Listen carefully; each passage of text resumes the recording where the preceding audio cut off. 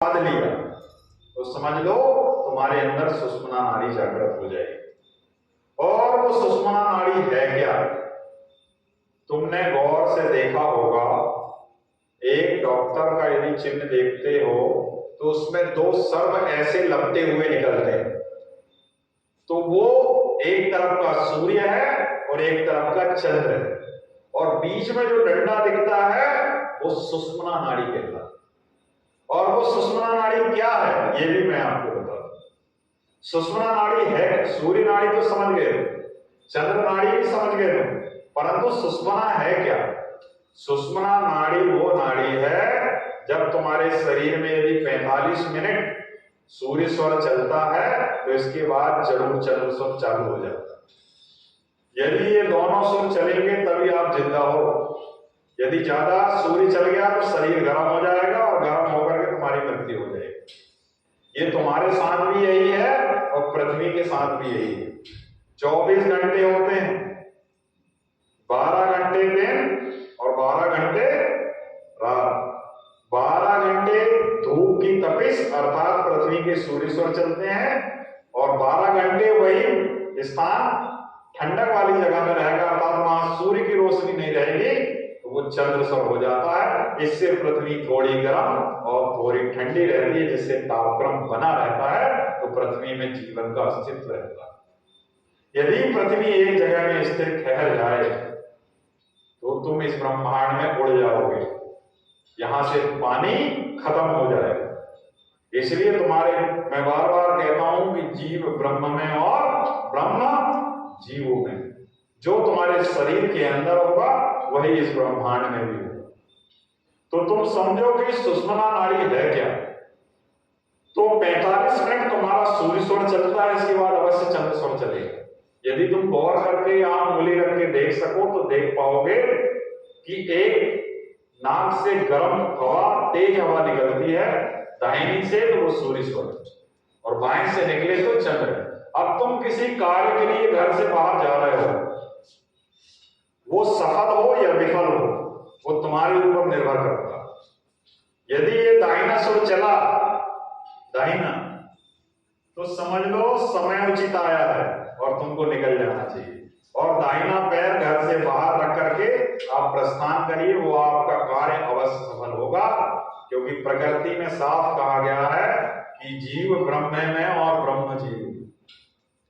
इसलिए जो भी कार्य आप करें, यदि उस समय आपने बायां पैर बाहर निकाल करके चले गए और स्वर दाहिना चल रहा है तो आपके साथ वो कार्य विफल होकर के किसी ना किसी दुष्परिणाम के रूप में आ जाए। इसलिए दाहिना सुर तो दाहिना पैर। इसलिए बार बार जब कहा जाता है दाहिनी भुजा संत जन तारे, बाईं भुजा असुर दल। ये बायां हाथ अच्छे लोगों को मारने के लिए नहीं होता, इसलिए हनुमान जी के बाएं हाथ में ही उधर मिलेगा, दाहिने में नहीं मिलेगा।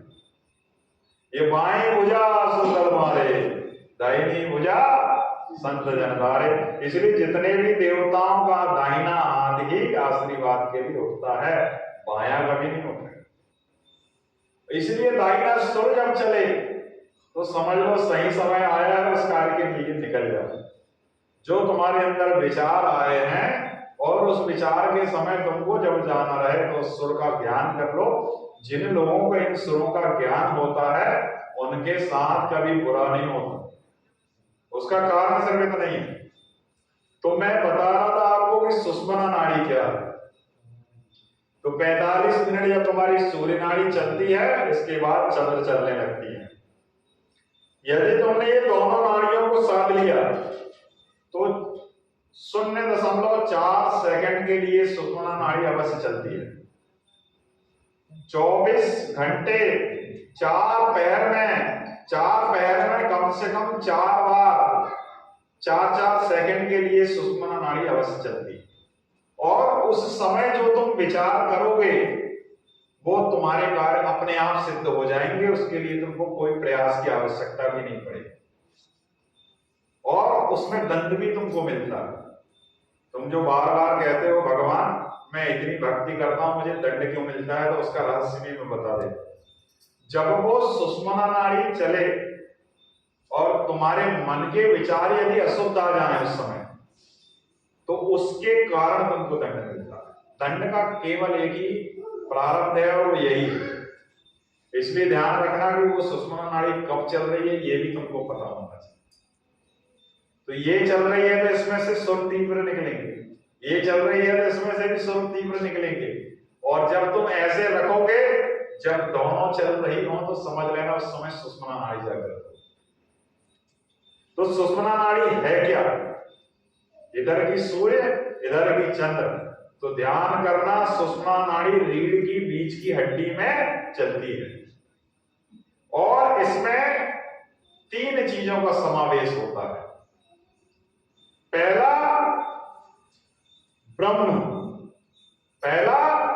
ब्रह्म, दूसरा चित्रणी। पहला ब्रह्म, दूसरा चित्रणी। ये 2 बड़े महत्वपूर्ण चीजें हैं आपके, इसमें सुषुम्ना नाड़ी होती है। पहला कहा गया है ब्रह्म और दूसरा कहा गया है चित्रणी और तीसरा कहा गया है प्रजा। प्रजा, ब्रह्म और चित्रणी, ये 3 चीजें ब्रह्म धारा में विलोपित हो जाती है। ये 3 धाराएं ब्रह्म धारा में जैसे ही विलोपित होती हैं तो तुम्हारे रीढ़ की हड्डी के नीचे एक षटकोण अर्थात 6 कोण के आकार का एक काला परमाणु होता है, ब्लैक परमाणु होता है, काला षटकोण का, उसमें ये विलोपित हो जाती है और विलोपित होकर के ये कुंडली बनाती है। इस कुंडली को ऐसे समझो कि इसका 3.5 चक्कर रहता है रीढ़ की निचली हड्डी में, और ये जो 3.5 चक्कर होते हैं इसमें 3 पूरे चक्कर होते हैं और एक जो आधा चक्कर कहा गया है एक सांप का मुख जैसा है और उसकी पूंछ उसमें घुसी हुई है आधी। ये है तुम्हारा षटकोण आकार का, जहां पर शिवलिंग विराजित है और उस शिवलिंग में यही 3 धाराएं आकर के जो मिलती हैं यही कुंडली बनाती हैं। तुम्हारे शरीर के अंदर का ये विज्ञान है। अब जब ये ऊपर की तरफ तुम्हारे कई जन्म जो गुजर चुके हैं, तुम्हारी भक्ति की प्रबल धारा जो बहती है अंदर, उस भक्ति की धारा में ये एक तरह की ऊर्जा होती है। यदि वो निचले स्तर में है, जो मूलाधार चक्र, स्वाधिष्ठान चक्र और मणिपुर चक्र के बीच में फंसी रहती है ये कुंडली, यदि वहां है तो इसको नाम दिया गया है कि जीवन ऊर्जा। हर जन्म में यही रूप में रहती है, जीवन ऊर्जा, यही तुम्हारे शरीर को चलाती है। यदि तुम्हारी भक्ति की धारा प्रबल हुई, तुम कर्म योगी बने और कर्म से क्रिया योग तुमने यदि जागृत किया तो ये 3 चक्रों को पार करके ऊपर निकलती है। अब ये निचले जो 3 चक्र थे इसमें थी डाकिनी देवी, लाकिनी देवी और राकिनी देवी। ये 3 देवियां थी यहाँ की। हर चक्र की अधिष्ठात्री देवी होती है। निचले चक्र की डाकिनी, ऊपर की राकिनी और तीसरे राकिनी, लाकिनी और ऊपर की राकिनी। अब यहां से जब ये ऊर्जा और ऊपर गमन करेगी रीढ़ की हड्डी से यहां और हृदय स्थल में जब आएगी, इस ऊर्जा का नामांतरण हो जाता है। जीवन ऊर्जा ब्रह्म ऊर्जा में परिवर्तित हो जाती है। इस ऊर्जा को ब्रह्म ऊर्जा कहा जाने लगता है। और जब ये मस्तिष्क तक पहुंचती है